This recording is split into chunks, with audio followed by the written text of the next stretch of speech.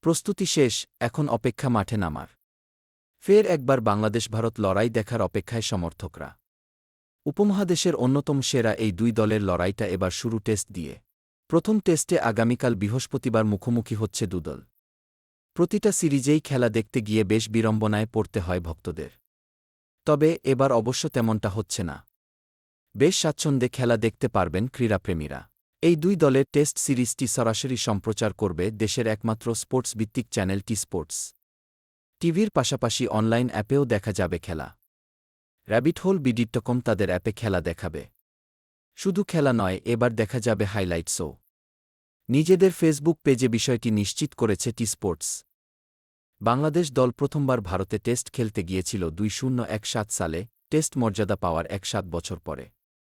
ভারতে প্রথম টেস্ট খেলতে প্রায় 1.5 যুগ লাগলেও সর্বশেষ 8 বছরের মধ্যে তৃতীয়বারের মতো ভারত সফরে যাচ্ছে বাংলাদেশ।